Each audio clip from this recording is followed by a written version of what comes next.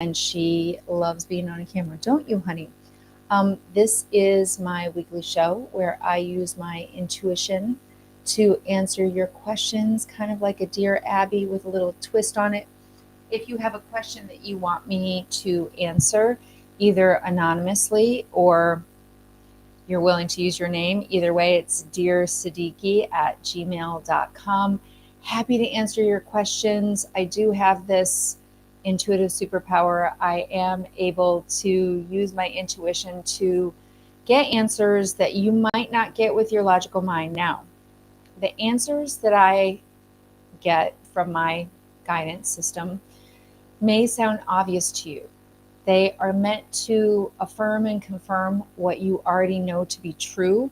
And sometimes that's just what we need. My name, Siddiqi, means the friend that tells the truth. So I'm just here to reflect back to you universal truths so that you can make better decisions for yourself, have greater insights, gain meaning and wisdom from the current circumstances of your lives. And it is my pleasure, my honor to serve you in this way. Now, the fancy pants LA attorneys tell me that I need to say to you that this information is general purpose information only. It is for educational and entertainment purposes. Take what you like and leave the rest, but I'm so happy you are here today. Whatever channel you are seeing this on, please subscribe, please like, please join so that you can get regular information from me. I'm having an upcoming mini class on how to design your personal brand with photography so that you're really in alignment and in tune with your own innate sense of intuition. And so that when people see your image out in the world, that they too can align with that gut sense, that instinct of like, oh yeah, that's a person I want to connect with. So if you are interested in that, you'll really get to hear how I came to this special form of photography that I do after 35 years of being a professional. I do take my intuition and my photography like peanut butter and chocolate, and I put them together in a very unique way. And I'm going to be sharing that with you through a series of webinars, mini classes. And I'm also going to give you some very practical tools and tips if 2023 is the year that you are meant to reimagine yourself, your brand, your image, how you're presenting yourself to the world, and maybe even how you are seeing yourself. So I'm going to just dive in with a couple of general messages for those of you that are tuned in today, whether live or watching the recording. And the first message is that we are not here by accident. This is a time of turmoil on the planet. There is a lot of devastation, destruction going on externally that may or may not be reflected to you internally. Please know, dear ones, that that is not a reflection of you. That is not a judgment of you or against you, that you may be going through some really challenging times. If you cannot take it personally, if you can love yourself despite everything that's going on, you will sail through this and you will come out the other side with a lot more peace, a lot more joy, a lot more understanding of yourself, of life, and a lot more meaning. So don't try to make meaning amidst the storm. Wait for things to settle down. And then afterwards, you can reflect back on what are the pieces that no longer serve you in your life? What are the behaviors? What are the ways of being? What are the beliefs that you've been playing out again and again that no longer serve you, that you can let go of? And what can you make of the new ground that is meant to be covered after the storm? Think of it this way, volcanoes, when they go off, they're scary, they're loud, they're big, there's a lot of smoke, there's a lot of fire, there's a lot of lava. But when they settle down afterwards, they become really fertile ground for the most beautiful, plentiful things to blossom and grow and fuel life. So whatever's going on for you, dear friends, please know that you will come out the other side. and that it may be time to just lean in and ask for more support, get more support from those around you, and know that you can weather any storm when you don't do it by yourself. So that is the general message for today.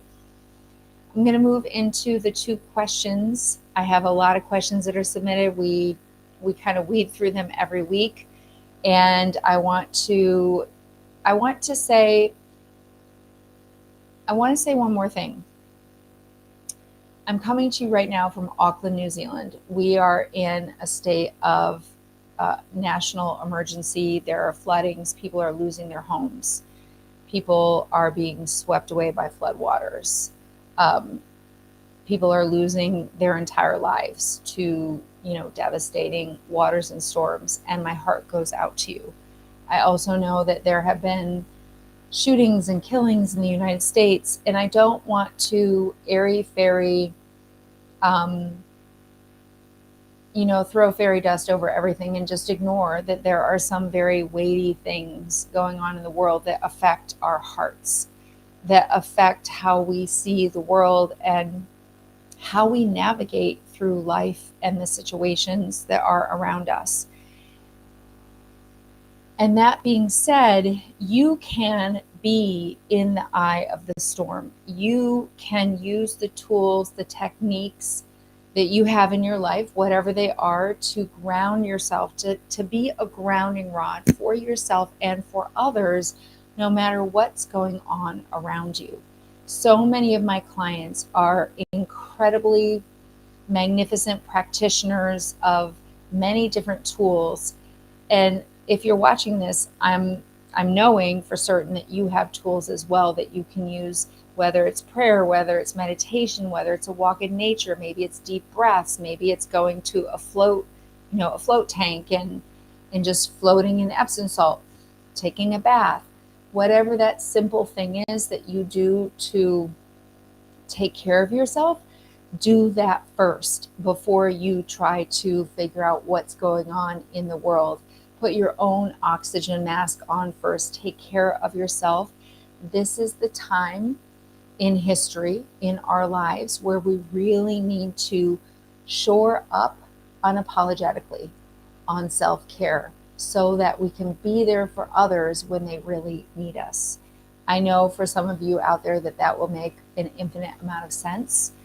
You can never go wrong with self-care. It always sets you up for success as a provider, whether it be in your business, in your life, in your partnerships, in your friendships with your family. You can give so much more when you are coming from that full cup. When your cup is full, you are giving from the saucer. You're not giving from the last drops that you have. And so if you are running on an empty tank right now, you need to pull back, retract some of your energy from the people, places, things that you don't have the energy to serve. Admit it to yourself. It's not a judgment. Doesn't make you bad, doesn't make you wrong. It just means that for some of us, we're overcommitted. We've overcommitted ourselves, and we need to humbly admit to ourselves that we don't have enough energy, life force to go around to meet the needs of all these people in all these situations, in all these crises. And so although it may seem selfish to yourself and to others, 5 minutes, 10 minutes, 1 hour a day of time to self-soothe and pay attention to your own vessel will help you to serve at a greater level. If that's for you, you know who you are, and I hope that is of service to you. So that was my general message. I'm going to go into some of the user questions, people that have written in. Once again, you can write any question to DearSiddiqi, that's SIDDIQI @gmail.com. Myself and my colleagues, my staff, we look at the questions and we kind of pull them together into a central theme. I answer them once a week. I answer 2 questions. Sometimes I don't answer them on the show. Sometimes I write back to you if I feel like they're really private.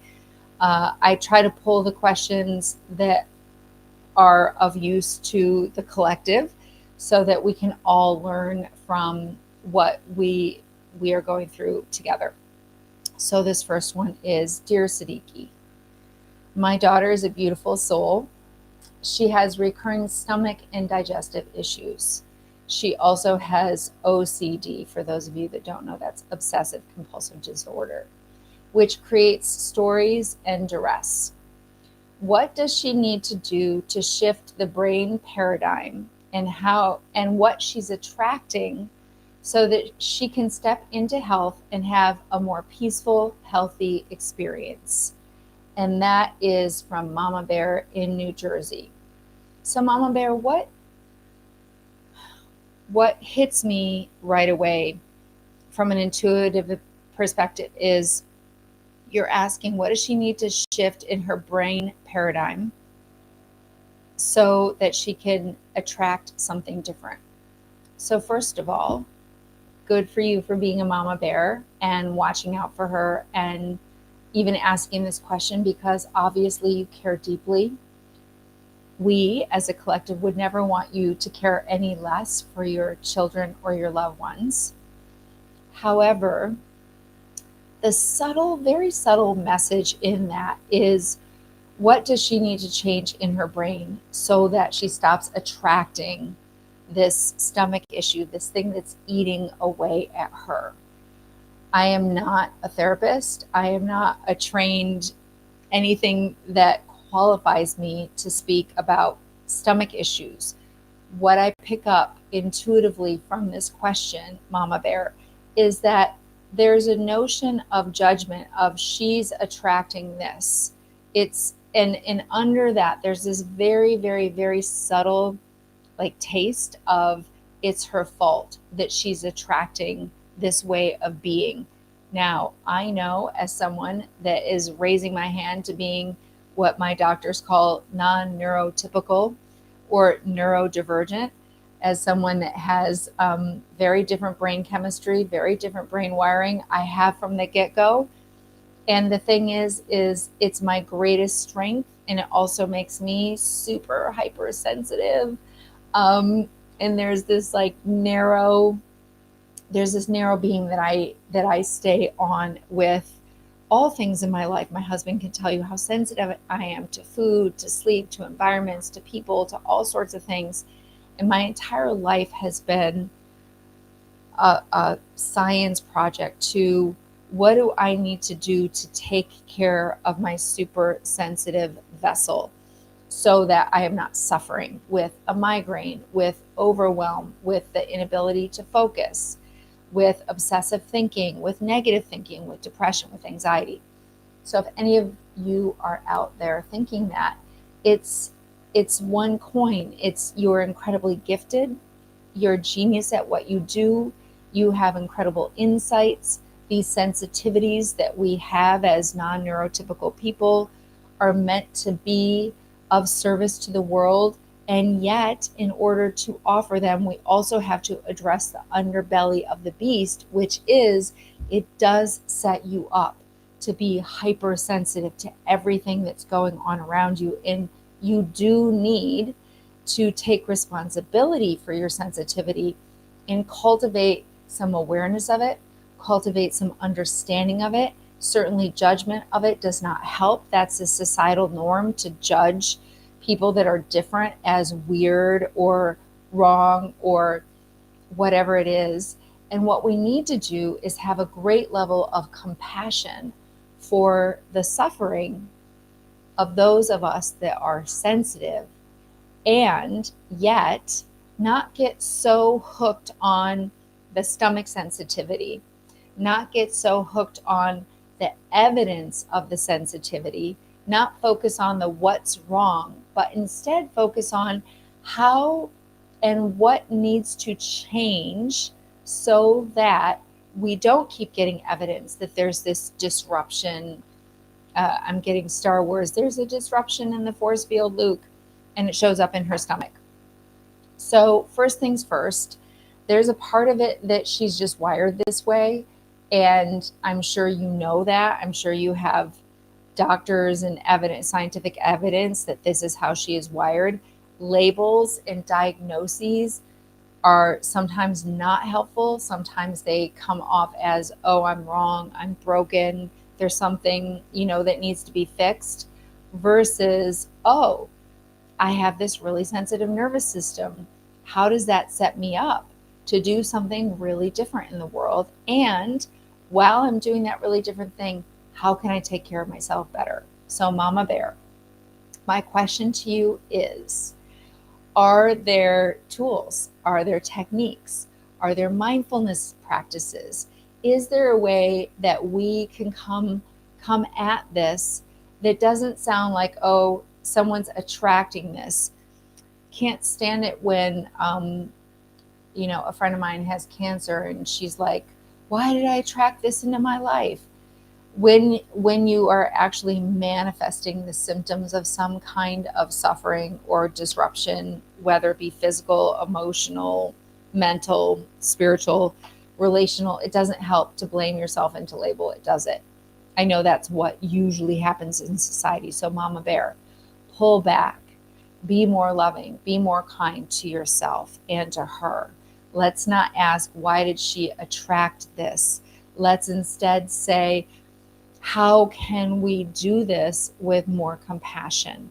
How can we turn this around from judgment and needing to fix it or label it to, how is this a gift? How does this sensitivity set us up to be different? And how is different a good thing? So, Mama Bear, I hope that helps with your little cub. I know that you know that she is a precious gift. And I know that there is in this that you out in search of. Let me know if you need any more help or resources with that. Okay, so the next question is one that I've put off week after week. So when I look at these questions, I really tune into my intuition on them. Sometimes I get a very clear hit. Sometimes I'm like, I hope it comes to me in the moment. This is one of those questions of, I hope the answer comes in the moment. So here we go. I'll read the question to you. Dear Siddiqi, I am a successful hedge fund manager. Lately, I've come to doubt the value of money. I know that sounds strange, but I'm just not feeling the same drive or interest. I have feelings that helping rich people become richer doesn't contribute to the wellness of our planet. How can I get it back? Or should I take this as a sign that I need to move on and find a new line of work? Is money the root of all evil? And that's from Anonymous in New York. That is a very loaded question, and I love it.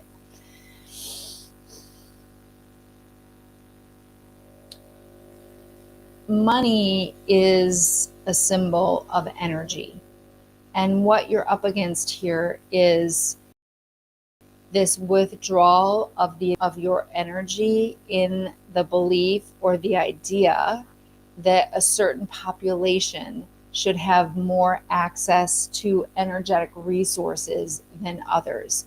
So if you're a successful hedge fund manager, then it means that your focus has gone towards successfully doing something. And now it sounds like you've lost that ambition and you've realized that that is not where you want to put your life force energy. And so let's not make it about the thing itself. Let's not make it about money, because money is just ink on paper. It just symbolizes something. It's a universal symbol of energy exchange. And the message that is coming through is money is not the root of all evil. The struggle for power, prestige, control leads to evil doings. Evil is a very strong word, but leads to an imbalance in justice, an imbalance in life force energy, an imbalance in the resources that are available to others. And so when you are asking yourself, is this where I want to put my valuable time? Is this where I want to put my valuable energy? That is a very good question. I had a client last week that had a severe case of COVID, was in ICU, has a family, had a really ginormous network marketing, online business, came out of that COVID period of being on death's door and said, you know what? I don't want this big business. I don't need all this money. I don't need all these people. What I need enough to get by. And my real focus, the thing that's going to bring me joy, satisfaction, and mental and physical health is more time connecting with my family. So, to your question, is money the root of all evil? No, but money can be a big distraction. Not having money can also be a big distraction. So the question is, what is the most important thing for you to focus on in your life? Is it your family? What brings you joy? What brings you connection? And focus on that versus judging good, evil, bad, wrong. The life force energy, the thing that gives you enthusiasm, the thing that gives you joy, the thing that drives your ambition, your mission, your purpose, that is the energy that you want to follow. That is your joy. That is your passion. And if you have lost passion in one area, you still have that life force energy. You just need to focus it and redirect it towards something else. I hope that made sense. Thank you, thank you, thank you for joining me for another episode of Dear Siddiqi. We are here weekly on Mondays in the United States at noon Pacific time. Write your questions to DearSiddiqi@gmail.com. We will answer them. And when we answer them, we will email you the episode where we answer them. You can remain anonymous if you need to. I hope this was helpful, and I hope that you consider joining us on February 2nd at noon PST, where I'm going to talk to you about how we are all using our intuition, especially now to connect on social media, how that translates to your branding and marketing images, and how you can come into 2023 with a new reimagined next level image of yourself that really helps you to become magnetic in your presence, especially online. Once again, thank you so much for joining me, and I hope you have a fantastic day. Until next time.